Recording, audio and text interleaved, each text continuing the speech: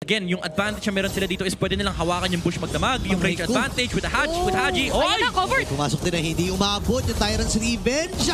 Tatama ba yung Missile Arrow? Hindi, pero hinabol pa rin. Katabay lang si X-Nova. Bibigilan niya ata ang pagsukat dito ni Horizon. Ngayon na, hulihin with the Tyrant's Revenge. Silence Rage! Habang si James Banks ay nakakuha na rin ng panibago pa. X-Nova with the Tyrant's Revenge. Tinabutan NSC with the Flicker. Super Yoshi, sinasangkalan na yung kanyang sarili para ma-protect yung Brennan nagwagi. Very nice position here para sa AB Brand, pero may isang na namang talon. James, atas, pero abutan ng Falling Starmount. Okay, boy, pero X-Nova sa pinakagilid. Nadyan na talon na Jacob. Ay, binigyan na kagad Super Yoshi, makakaset up ba siya, pero tumama din yung Falling Starmount na habang si Haji.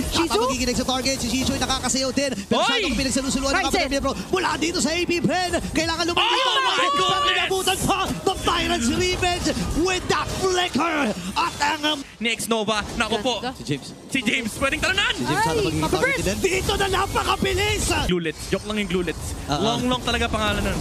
Ay, Oy, naman, yun naman. Mamaya Missile Arrow, pasok din. Ito si Lord JM.